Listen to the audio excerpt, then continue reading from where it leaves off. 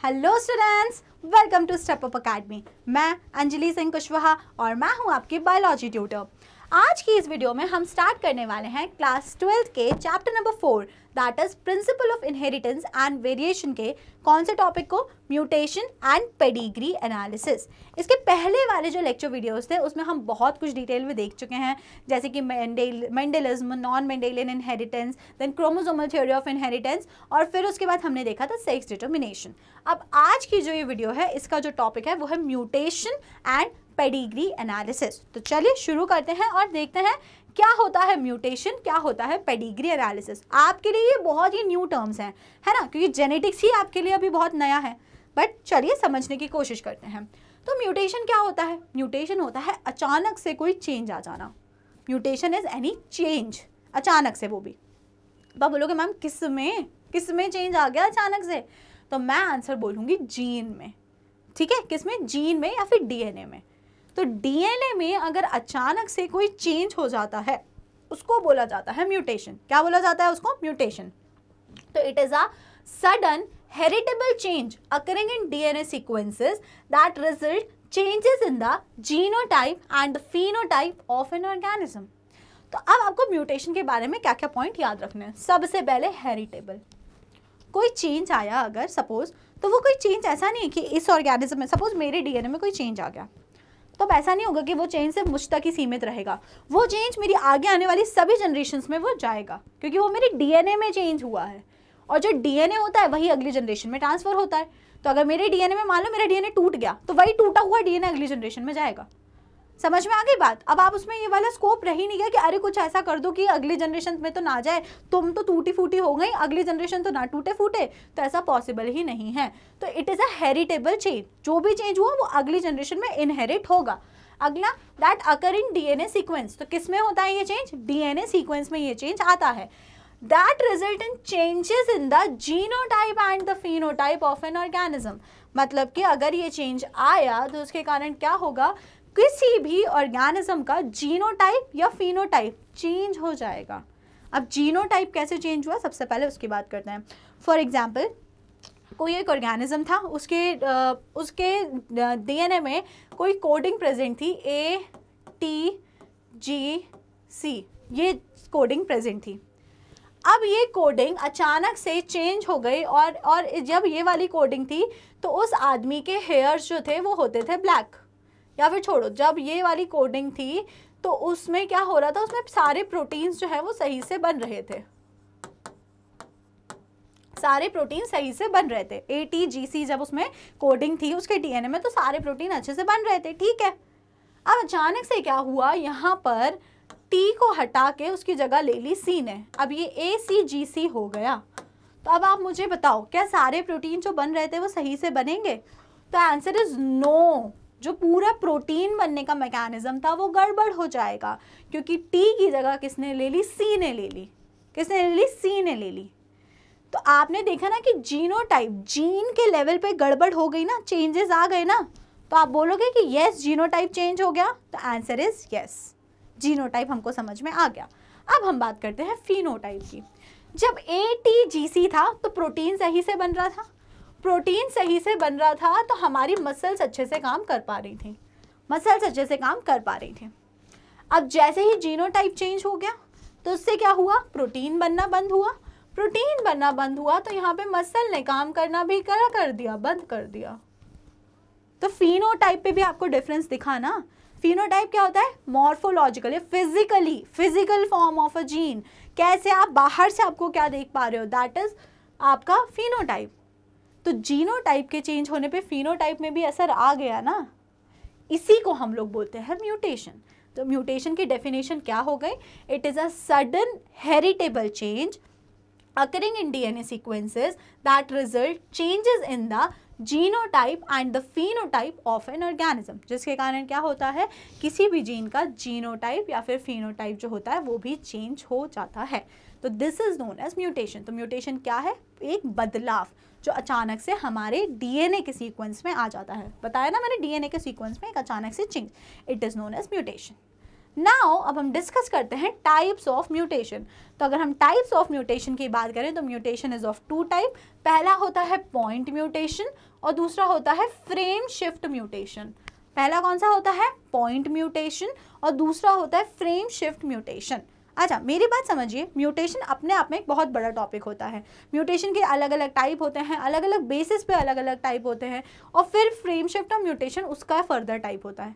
लेकिन एनसीईआरटी जो होती है वो हमें इतनी डिटेल्स नहीं देती है।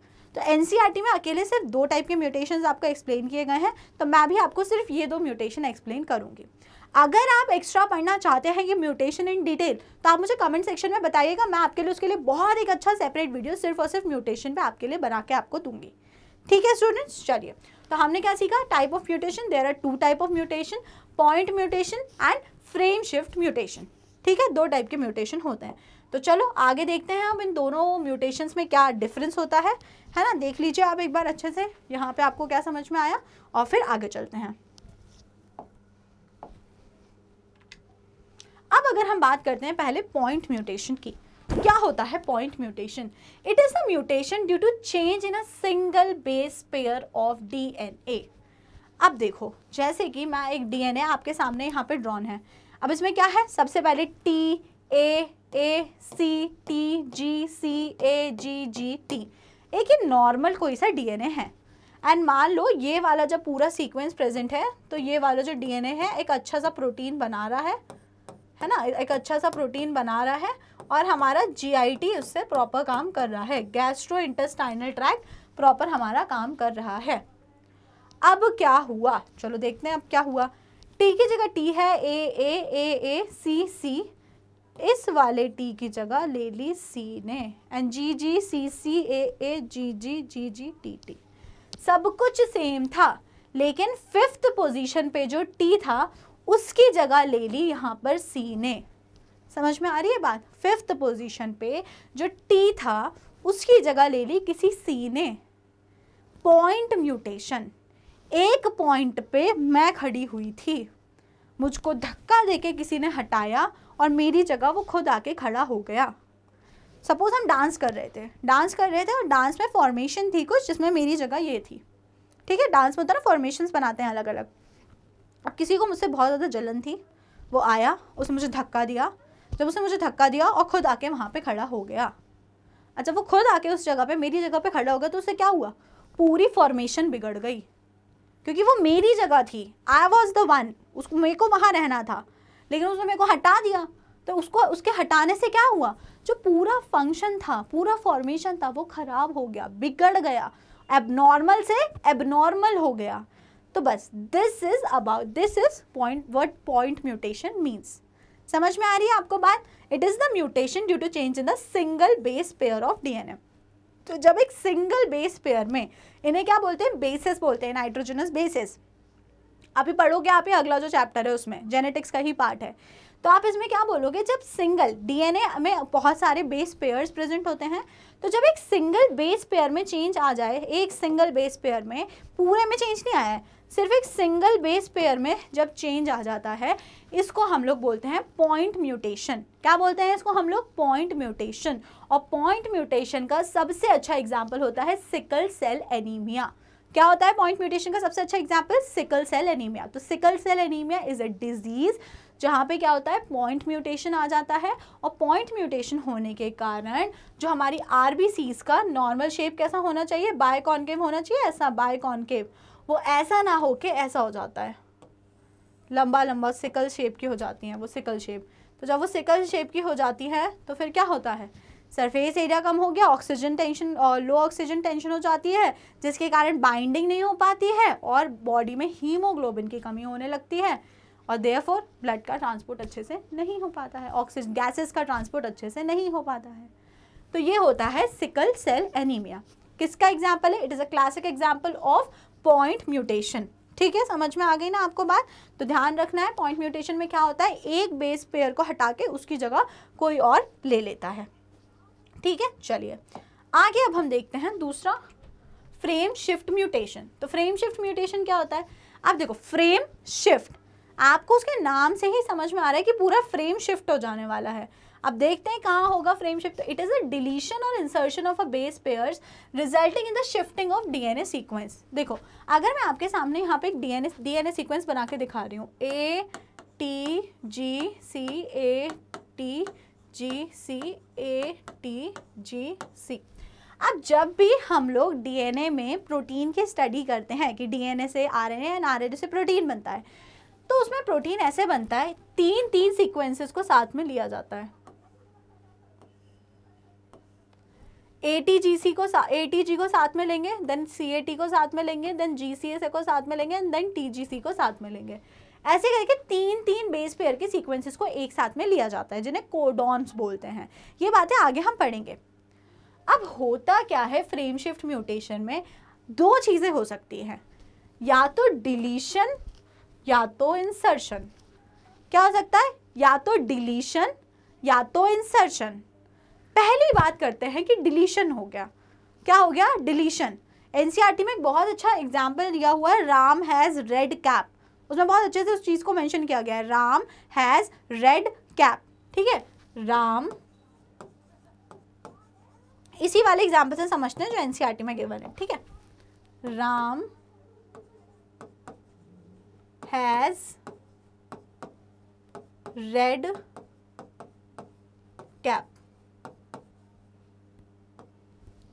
अब यहाँ पे क्या हो रहा है, तीन वर्ड्स के पेयर हैं, ये एक प्रोटीन बना रहे हैं और हमारा क्या बोलते हैं, कोई भी प्रोटीन बन रहा होगा।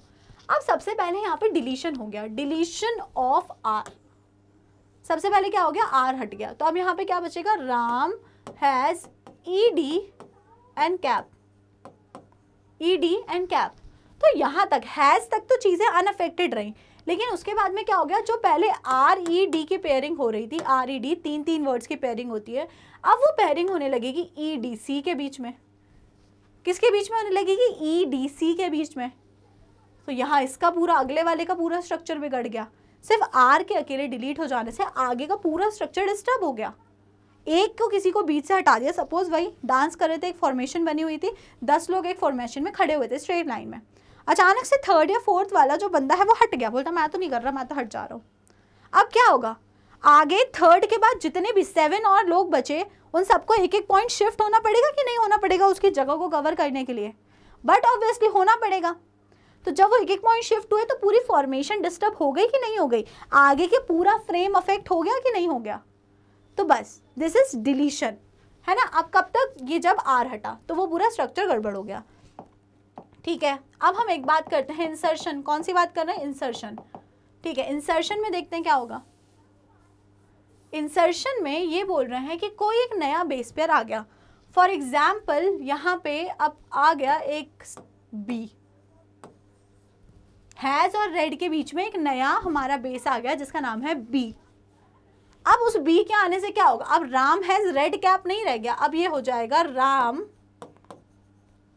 हैज, और अब क्या लिखना पड़ेगा मुझे, BRE, ब्री, और फिर उसके बाद में यहाँ पे डी और कैप, पूरा यहाँ पे आगे स्ट्रक्चर बिगड़ गया। तो मतलब अब कोई अगर बीच में नया घुस गया तो भी दिक्कत है। अगेन 10 लोग लाइन में खड़े थे, 4th नंबर पे कोई आके एडजस्ट होने लगा कि मेरे को यहाँ खड़े होना है, वो लड़ गया, मतलब मुझे तो यहीं आके खड़े होना है। तो उसके आगे खड़े होने से क्या होगा, आगे जितने लोग हैं उन सबको थोड़ा थोड़ा खसकना पड़ेगा, तभी तो वो वहाँ पे एडजस्ट हो पाएगा। तो मतलब आगे का पूरा फ्रेम क्या हो जाएगा, गड़बड़ हो जाएगा। तो फ्रेम शिफ्ट म्यूटेशन का ये मतलब होता है कि अगर डीएनए के सीक्वेंस में किसी भी पॉइंट पर कि अगर किसी नाइट्रोजनस बेस का इंसर्शन होता है या फिर अगर डिलीशन होता है, तो उसके आगे का जो पूरा सीक्वेंस होता है वो गड़बड़ हो जाता है। समझ में आ गई आपको? पूरा फ्रेम जो होता है ना डीएनए सीक्वेंस का, डीएनए बेसिस का, उसको शिफ्ट होना पड़ता है। समझ में आ रही है बात? This is known as frame shift mutation. आपको ये बात अच्छे से समझ में आई होगी। लॉस, डिलीशन या गेन, इंसर्शन और duplication of DNA segment cause chromosomal abnormalities और एब्रेशंस। तो क्या होता है, अगर क्रोमोसोम डिलीट हुआ या फिर वहाँ पे कोई नया क्रोमोसोम आया, इंसर्ट हुआ, दोनों ही केस में वहाँ पे क्रोमोसोम में एब्नॉर्मैलिटी क्रिएट होगी, और क्रोमोसोम में एब्नॉर्मैलिटी का मतलब गलत एब्नॉर्मल प्रोटीन बनेंगे, जिससे पूरी बॉडी की फंक्शनिंग डिस्टर्ब हो जाएगी। तो पॉइंट म्यूटेशन में क्या हो रहा था, सिर्फ एक की जगह कोई दूसरा आके हमारा ले रहा था। लेकिन फ्रेम शिफ्ट में क्या हो रहा है, या तो एक बेस हटी जा रहा है डिलीशन, और या तो कोई नया आके घुस जा रहा है इंसर्शन, जिसके कारण उसके आगे का पूरा फ्रेम डिस्टर्ब हो जा रहा है। ठीक है, this is known as frame shift mutation. Chromosomal aberrations are seen in cancer cell. तो जो क्रोमोसोम एब्रेशंस होते हैं, type of frame shift mutation, किस में देखने को मिलते हैं, हमको कैंसरस सेल्स में देखने को मिलते हैं। तो कैंसरस सेल्स की क्या प्रॉपर्टी होती है कि वो अनकंट्रोल्ड डिविजन करती हैं, वो बस डिवाइड करती ही जाती हैं, करती जाती हैं, करती जाती हैं। ठीक है, समझ में आ गया, उनमें कॉन्टैक्ट इनहिबिशन की प्रॉपर्टी खत्म हो जाती है, वो भी हम डिटेल में देखेंगे। तो फ्रेम शिफ्ट म्यूटेशन आपको समझ में आ गया होगा। अगर अब हम बात करें म्यूटाजेंस, तो म्यूटाजेंस क्या होते हैं, फ्रेम शिफ्ट म्यूटेशन हो गया। अब अगर हम बात करें तो म्यूटेशन होता कैसे है, तो देयर आर सम सब्सटेंस और एजेंट्स दैट कॉज म्यूटेशन, तो उनको हम बोलते हैं म्यूटाजेंस। क्या बोलते हैं, म्यूटाजेंस। तो mutagens are the agents that induce mutation. तो जो चीज़ें म्यूटेशन करवाती हैं हम उनको बोलते हैं म्यूटाजेंस। और जो म्यूटाजेंस होते हैं they are of two type. पहले होते हैं फिजिकल म्यूटाजेंस, जिसमें क्या क्या आ जाता है, UV radiation, alpha beta rays, X rays etcetera, and mustard gas, phenol formalin. पहले होते हैं केमिकल और दूसरे होते हैं फिजिकल। तो केमिकल में क्या क्या आ जाएगा, केमिकल में UV radiations, alpha beta gamma radiation, X rays वगैरह। तो रेडिएशंस जो होंगी वो आएंगी केमिकल में। किस में आएंगी, वो केमिकल में। जो रेडिएशंस रहेंगी वो किस में आएंगी, केमिकल में, ना कि फिजिकल में।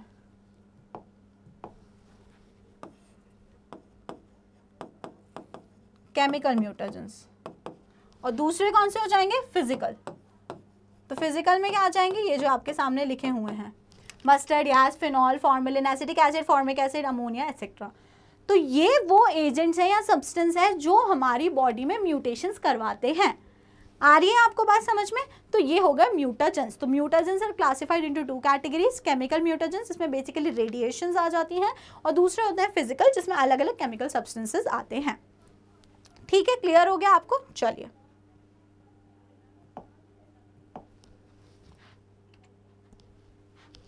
अब हम आगे बात करते हैं पेडिग्री एनालिसिस। किसकी बात करते हैं, पेडिग्री एनालिसिस। तो पेडिग्री एनालिसिस क्या होता है, देखो पेडिग्री एनालिसिस इज समथिंग, किसी भी फैमिली की जनरेशन टू जनरेशन स्टडी करना।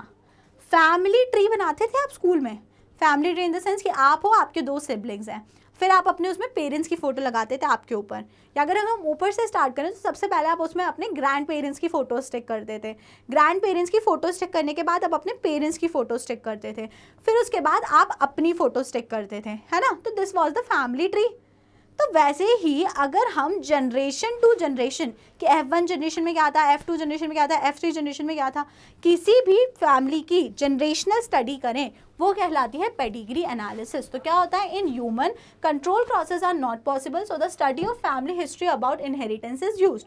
Such an analysis of genetic traits in several generation of family is called a pedigree analysis. तो देखो ह्यूमंस में ऐसे पॉसिबल नहीं कि इसका इसके साथ क्रॉस करा दो, इसका इसके साथ। ह्यूमंस में there are some emotional things and all, तो किसी का भी किसी के साथ क्रॉस कराना ह्यूमंस में पॉसिबल नहीं होता है। There are relations and all in human beings, है ना। देयर आर स्पेसिफिक रिलेशंस जिनके बीच में मेटिंग होती है। हर किसी का हर मेल हर फीमेल के साथ मेट नहीं कर सकता।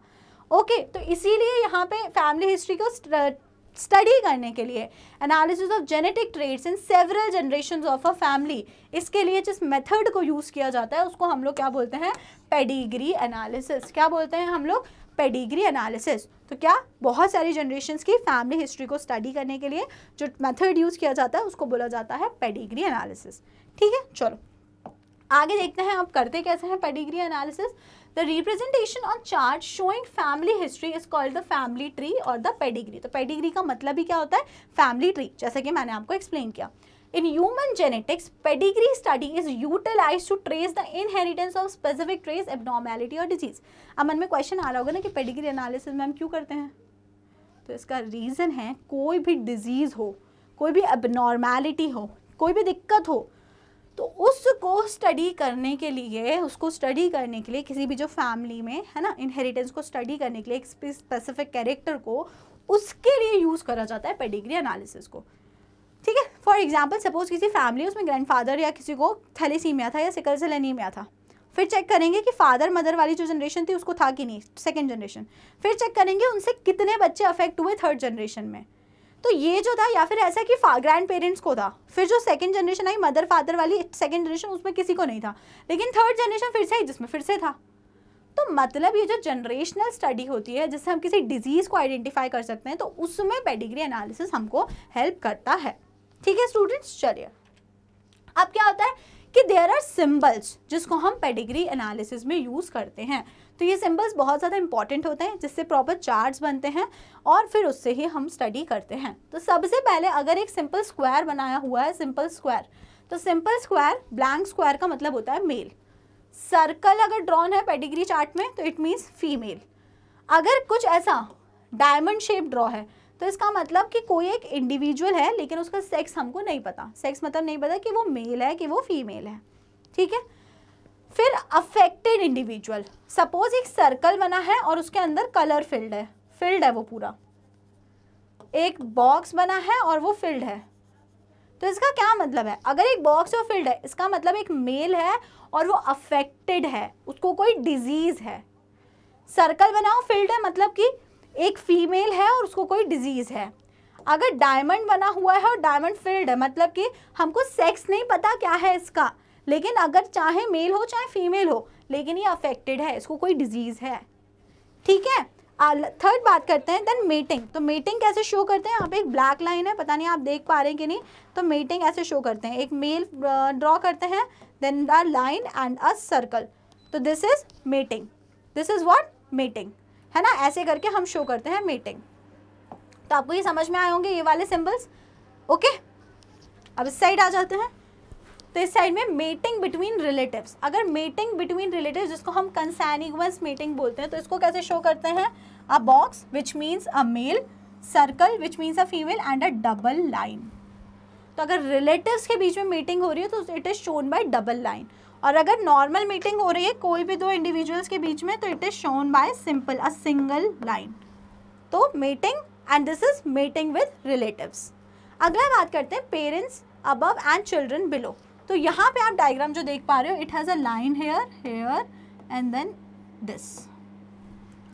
तो ये वाला जो डायग्राम होता है ये हमें क्या दिखाता है, ये वाला सिंबल कि जो ऊपर साइड एक मेल और फीमेल ड्रॉन है दे आर द पेरेंट्स, और जो नीचे एक फीमेल और एक मेल ड्रॉन है दे आर द चिल्ड्रन। तो पेरेंट्स को हमेशा ऊपर वाले साइड ड्रॉ करते हैं और जो चिल्ड्रन होते हैं उनको नीचे वाले साइड पे ड्रॉ किया जाता है।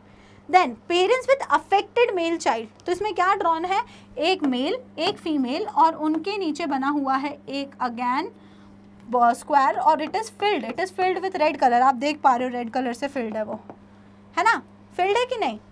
तो मतलब कि पेरेंट्स हैं जिनका एक लड़का है, मेल चाइल्ड है और वो अफेक्टेड है। लास्ट बात कर रहे हैं, अगर एक हमारा रोम्बस बना हुआ है और उसके अंदर कोई नंबर लिखा हुआ है, डायमंड उसके अंदर कोई नंबर लिखा हुआ है, तो वो क्या होता है 5 अनअफेक्टेड ऑफस्प्रिंग। ठीक है, तो कोच ऑफस्प्रिंग है जिसका हमें सेक्स नहीं पता है, कलर्ड नहीं है अंदर मतलब वो अनअफेक्टेड है, उन्हें कोई बीमारी नहीं है। लेकिन 5 का क्या मतलब है, मतलब they are 5 in number, total कितने हैं 5, तो 5 अलग अलग ना बना के एक बना दिया और उसके अंदर 5 लिख दिया। ठीक है, तो ये होते हैं सिंबल्स जो बहुत ही कॉमनली पेडिग्री एनालिसिस में यूज़ होते हैं। दे हैव अ मीनिंग और इनको ही यूज़ करके पूरा एक पेडिग्री चार्ट हम बना पाते हैं।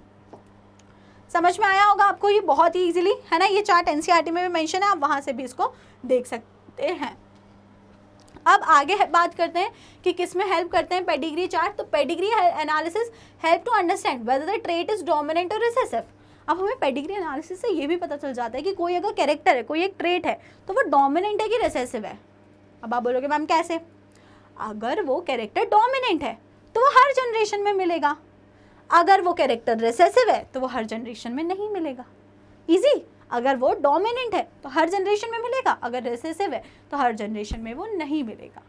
ठीक है, तो हमको पेडिग्री एनालिसिस से ये भी पता चलता है। तो पेडिग्री एनालिसिस के यूजेस क्या क्या हो गए, पहला यूज़ तो हो गया ये, क्या यूज़ हो गया कि हम उससे कोई भी डिजीज़ आइडेंटिफाई कर सकते हैं किसी भी फैमिली हिस्ट्री में। दूसरा हो गया कि हम आइडेंटिफाई कर सकते हैं which traits are dominant and which are recessive. कुछ पेडिग्री चार्ट्स देख लेते हैं। सबसे पहले क्या है, pedigree analysis of a autosomal dominant trait. तो एग्जांपल क्या है उसका, मायोटोनिक डिस्ट्रोफी। मायोटोनिक डिस्ट्रोफी क्या होता है, मायोटोनिक डिस्ट्रोफी एक ऑटोसोमल डिजीज़ है ऑटोसोमल डोमिनेंट डिजीज़ है। तो अब उसमें होता क्या है कि देखो, एक यहाँ पे फीमेल है और यहाँ पे एक मेल है। तो फीमेल को इन्होंने बताया है अफेक्टेड, फीमेल को इन्होंने क्या बताया, अफेक्टेड, फीमेल बीमार है, ए फॉर अफेक्टेड। अब इनके कितने बच्चे हैं, इनके यहाँ पे 4 किड्स हैं, 4, ये चारों इनके किड्स हैं, बच्चे हैं इनके, ये चारों इनके बच्चे हैं। तो इनके 4 बच्चे में से पहली क्या है, फीमेल नॉर्मल, दूसरा है मेल एबनॉर्मल कलर है, तीसरा मेल है नॉर्मल और चौथी फीमेल है एबनॉर्मल। उसके बाद में अब क्या हुआ, इनकी मीटिंग हुई, तो इसकी एक नॉर्मल के साथ में मीटिंग हुई और इसकी भी एक नॉर्मल के साथ में मीटिंग हुई। ओके, अब मीटिंग हुई तो इनके फर्दर 3 बच्चे प्रोड्यूस हुए, देखो ये नॉर्मल, नॉर्मल, एबनॉर्मल, नॉर्मल, और इनके भी 3 बच्चे प्रोड्यूस हुए, नॉर्मल, एबनॉर्मल एंड नॉर्मल। तो ये है हमारा एक pedigree analysis of a autosomal dominant trait. अब ऑटोसोमल डोमिनेंट ट्रेट अगर आप देखो तो ये कौन सी जनरेशन हो गई, फर्स्ट, ये वाली कौन सी जनरेशन हो गई, सेकंड, और ये वाली बच्चों वाली जनरेशन, ये वाली कौन सी हो गई, थर्ड। आप देखो डोमिनेंट ट्रेट है इसलिए आपको हर जनरेशन में अफेक्टेड लोग मिल रहे हैं। फर्स्ट जनरेशन में कौन अफेक्टेड है, मदर, ठीक है, फीमेल। सेकेंड जनरेशन में एक मेल अफेक्टेड है और साथ में एक फीमेल अफेक्टेड है। जब इस अफेक्टेड फीमेल की शादी एक नॉर्मल मेल से हुई तो यहाँ पे जो इनके 3 बच्चे हुए उसमें अगेन एक फीमेल अफेक्टेड है। हर जनरेशन में आपको अफेक्टेड इंडिविजुअल मिल रहा है, मतलब it is a pedigree analysis and it has a dominant character, कोई डोमिनेंट ट्रेट है। और यहाँ पे वो क्या है, मायोटोनिक डिस्ट्रोफी। तो आपको याद रखना है myotonic dystrophy is example of autosomal dominant trait. Okay, समझ में आया आपको, एनसीईआरटी में ड्रॉन है ये। दूसरा बात करते हैं pedigree analysis of autosomal recessive trait. अब हम रिसेसिव ट्रेट की बात करते हैं जिसका एग्जाम्पल होता है सिकल सेल एनीमिया। क्या होता है जिसका एग्जाम्पल, सिकल सेल एनीमिया। तो चलिए देखते हैं क्या होता है सिकल सेल एनीमिया में। सबसे पहले यहाँ पे एक है मेल जो कि कम्प्लीटली नॉर्मल है, दूसरी है फीमेल जो कि कम्प्लीटली नॉर्मल है। इनका फर्स्ट चाइल्ड नॉर्मल, दूसरा चाइल्ड सिकल सेल एनीमिया, फिर उसके बाद में यहाँ पे इनका तीसरी गर्ल चाइल्ड नॉर्मल, चौथी एबनॉर्मल और 5वां नॉर्मल। ठीक है, तो इनके 2 बच्चे, एक नॉर्मल पेरेंट्स थे, नॉर्मल पेरेंट्स के 2 बच्चे यहाँ पे कैसे हो गए, 2 बच्चे इनके अफेक्टेड हो गए, एक बेटी और एक बेटा। अब क्या हुआ, इस वाली बेटी की, नॉर्मल वाली बेटी की शादी हुई एक नॉर्मल वाले मेल से, ठीक है, नॉर्मल मेल से। तो ये नॉर्मल वाली बेटी के 3 बच्चे पैदा हुए, एक मेल, एक फीमेल और अगेन एक फीमेल। तो इसके 3 बच्चों में से एक मेल इंडिविजुअल इसका भी अफेक्टेड था विद सिकल सेल एनीमिया। तो आप देख रहे हो यहाँ पे first generation was completely all right, लेकिन सेकेंड जनरेशन में 2 अफेक्टेड हो गए और थर्ड जनरेशन में भी एक अफेक्टेड हो गया। तो आपको समझ में आ रहा है ना कि यहाँ पे जो ट्रेट है वो कैसा है, रेसेसिव ट्रेट है। वो रेसेसिव था इसलिए फर्स्ट जनरेशन में एक्सप्रेस नहीं हुआ, लेकिन क्या हुआ होगा, सेकेंड जनरेशन में दोनों रेसेसिव वाले साथ आ गए इसलिए वो एक्सप्रेस हो गए और उन्होंने उसको क्या बना दिया, अफेक्टेड। सेम थर्ड जनरेशन में हुआ कि वो नॉर्मल थे लेकिन उसके अंदर वो रेसेसिव था, बट यहाँ पे आके वो कैसा हो गया, एक्सप्रेस हो गया, बिकॉज दोनों जीन रेसेसिव वाली, दोनों एलिल रेसेसिव वाली आ गई, इसलिए इसमें भी वो अफेक्ट हो गया। तो रेसेसिव में हर जनरेशन अफेक्ट नहीं होगी, डोमिनेंट में हर जनरेशन अफेक्ट होगी। एग्जाम्पल क्या है, ऑटोसोमल रेसेसिव ट्रेट का sickle cell anaemia and autosomal dominant trait का मायोटोनिक डिस्ट्रोफी। बहुत ही अच्छे से आपको ये समझ में आ गया होगा। ठीक है, अब हम बात करते हैं queen Victoria was a carrier of haemophilia, so हर family pedigree shows many haemophilic descendants. ठीक है, अब ये क्वीन विक्टोरिया है, तो ये क्वीन विक्टोरिया है, जानते हैं आप सब। अब ये जो क्वीन विक्टोरिया है इनको थी एक बीमारी हीमोफीलिया, और हीमोफीलिया कैसी बीमारी होती है, एक्स लिंक्ड रेसेसिव डिसऑर्डर। कैसी बीमारी होती है, x linked recessive disorder, x linked recessive disorder, लेकिन हीमोफीलिया था। तो अब ये जो पूरा चार्ट है ना, ये पूरा फैमिली पेडिग्री एनालिसिस है क्वीन विक्टोरिया की फैमिली का। तो चलो इसको स्टडी करते हैं और देखते हैं। तो इनकी फैमिली में आपको कई सारे हीमोफिलिक मिलेंगे। क्यों मिलेंगे, बिकॉज क्वीन विक्टोरिया जो थी वो हीमोफिलिक थी। तो प्रिंस एल्बर्ट उनके पति और क्वीन विक्टोरिया, तो क्वीन विक्टोरिया को हीमोफीलिया था। अब इनके कितने बच्चे थे, पहले विक्टोरिया जूनियर, दूसरी बात करें एलिस वी, देन तीसरे हम बात करें बीट्रिस वी, तो इनके 3 बच्चे हैं, 4 एक्चुअल में 4 बच्चे हैं। कैसे बच्चे हैं इनके, कितने बच्चे हैं, 4। सबसे पहले है ये विक्टोरिया, नॉन अफेक्टेड। दूसरा है एलिस जो लाइट पिंक कलर है, मतलब they means carrier, it means carrier है, वो टोटली अफेक्टेड नहीं है बट वो कैरियर है। चलो इसको अच्छे से समझ लेते हैं।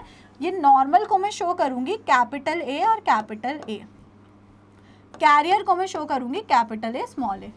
किसे शो करूंगी मैं, capital A small A is carrier, ठीक है। वैसे ए नहीं लिखना चाहिए, मुझे एक्स लिखना चाहिए, तो मैं एक्स लिख देती हूँ, रुक जाओ, क्योंकि ये एक्स लिंक्ड होता है ना। तो this is X Y and this is X, जिसमें मैं लिख दे रही हूँ हीमोफिलिक एंड एक्स। तो एक्स हीमोफिलिक, यहाँ पे एक चार्ट बना देती हूँ। देखो एक्स वाई का मतलब क्या हो गया, मेल, नॉर्मल मेल है ना। एक्स एक्स का क्या मतलब हो गया, फीमेल। एक्स एच, एक्स का क्या मतलब हो गया, कैरियर फीमेल, कैरियर फीमेल। और नॉर्मल फीमेल हो गई, कैरियर फीमेल हो गई। एक्स एच का क्या मतलब हो गया, अफेक्टेड फीमेल। और अगर मेल अफेक्टेड होगा तो क्या होगा, ऑब्वियस सी बात है, अगर मेल अफेक्टेड होगा तो वो होगा एक्स एच एंड वाई। इसका क्या मतलब होगा, अफेक्टेड मेल, अफेक्टेड मेल। ये देख लो आप, एक्स वाई क्या है, नॉर्मल मेल, एक्स एक्स क्या है, फीमेल है, एक्स एच एच क्या है, कैरियर फीमेल, एक्स एच तो वो हो गई अफेक्टेड फीमेल, और एक्स एच वाई हो गया अफेक्टेड मेल। अब बात करते हैं प्रिंस एडवर्ड, ये रहे होंगे X Y normal. Queen Victoria है एक्स एच एक्स, कैरियर है, light pink carrier, dark red जो है वो है अफेक्टेड। अब बात करते हैं पहली बेटी कैसी है, एक्स एक्स नॉर्मल। दूसरे की बात करें तो carrier X H N X, बेटा इनका हो गया affected, X H N X, X H N Y, X H N Y, ये वाला। और फिर इनकी एक और बेटी थी, ये कैसी हो गई, carrier X H N X. तो हमने क्या देखा, इनकी 3 बेटी में से 2 बेटी कैरियर हो गई और 1 बेटा था जो अफेक्टेड हो गया। मतलब अगर मदर अफेक्टेड है तो 100% चांसेस है कि बेटा तो अफेक्टेड होगा ही होगा। अगर मदर अफेक्टेड है, कैरियर में फिर भी 50% प्रोबेबिलिटी है, लेकिन अगर मदर अफेक्टेड है तो बेटा 100% अफेक्टेड होगा। अब क्या हुआ, फिर शादी हुई, इनकी शादी हुई तो इनके बच्चे नॉर्मल हुए, ठीक है, इनके बच्चे हुए नॉर्मल हुए। अब उसके बाद में क्या हुआ, इनकी भी शादी नॉर्मल से हुई, नॉर्मल से होने के बाद लेकिन इनका एक बच्चा, देखो एक बेटा है जो अफेक्टेड हो गया और ये कैरियर, दोनों फीमेल हो गई। फिर इधर पे आप देखो तो ये तो अफेक्टेड ही था, तो अफेक्टेड की शादी जब नॉर्मल से हुई तो इनका बच्चा अफेक्ट नहीं हुआ, ये कैरियर था, सिर्फ ये कैरियर था, ये अफेक्ट नहीं हुआ। और इधर पे क्या हुआ, इनके 2 बच्चे अफेक्ट हो गए और 1 कैरियर हो गई। समझ पा रहे हो आप। फिर फर्दर इनकी जब शादी हुई तो ये first generation, second generation, third generation and now the 4th generation. तो 4th जनरेशन में क्या हुआ, जब इनकी शादी अफेक्टेड वाले की शादी जो थी, नॉर्मल वाले की शादी जो थी इनके अफेक्टेड से हुई, दोनों बच्चे हो गए इनके कैसे, अफेक्टेड। यहाँ पे नॉर्मल और कैरियर, इनकी शादी हुई तो अफेक्टेड। देन यहाँ पे नॉर्मल एंड कैरियर तो भी यहाँ पे अफेक्टेड। यहाँ पे अगर हम बात करें तो क्या हुआ, यहाँ पे अगर हम बात करें तो नॉर्मल और कैरियर, तो यहाँ पे आप देखो एक affected, normal normal normal affected normal, और यहाँ पे ये नॉर्मल। समझ रहे हो आप। तो जो आपको रेड कलर से दिख रहे हैं, रेड वाले सारे कौन है, अफेक्टेड। जो पिंक है वो कैसे है, वो है कैरियर, और जो वाइट है दे आर नॉर्मल। आप यहाँ पे समझ पा रहे हो कि अगर फीमेल जो होती है वो कैरियर होती है तो प्रोबेबिलिटी होती है कि जो उसकी फीमेल चाइल्ड होंगी वो नॉर्मल भी हो जाए, ठीक है। और अगर फीमेल अफेक्टेड भी है तो भी फीमेल चाइल्ड नॉर्मल हो जाए। लेकिन दूसरी प्रोबेबिलिटी क्या है, अगर फीमेल अफेक्टेड है तो सन तो 110% अफेक्ट होगा ही होगा, क्योंकि मदर से सन को क्या मिलता है, एक्स क्रोमोसोम, और अगर एक्स क्रोमोसोम अफेक्टेड है तो डेफिनेटली सन जो है वो अफेक्ट हो जाएगा। तो ये किसका आपने पूरा पेडिग्री एनालिसिस पढ़ा, this is pedigree analysis of queen Victoria's family for haemophilia. Haemophilia is a x linked recessive disease. कैसी बीमारी है haemophilia, x linked recessive disease है हीमोफीलिया। क्लियर स्टूडेंट, समझ में आया। आप चाहें तो इसको स्क्रीनशॉट ले लीजिए, मैं इसको क्लियर कर देती हूँ, आप वो लिख लीजिए, स्क्रीनशॉट ले लीजिए इसका, है ना। और फिर एक बार मैं क्लियर कर दूंगी, आप उसके बाद भी स्क्रीनशॉट ले लीजिएगा, हो गया होगा, ठीक है। एक क्लियर करके स्क्रीनशॉट ले लीजिए और आप स्टडी करते रहिएगा इसको कि उसका बेटा कौन है, इसकी बेटी कौन है, किसकी किससे शादी हुई, आप उसकी फैमिली को देखिए। समझ में आ गई आपको सारी बातें, है ना। So that is all for today. आज हमने क्या पढ़ा, आज हमने पढ़ा पेडिग्री एनालिसिस एंड म्यूटेशन, जो कि अपने आप में एक बहुत ही इंटरेस्टिंग टॉपिक है। तो अगर आपको वीडियो पसंद आई हो तो वीडियो को जल्दी से करिएगा लाइक और स्टेप अप अकेडमी को कर लीजिएगा subscribe. Thank you and keep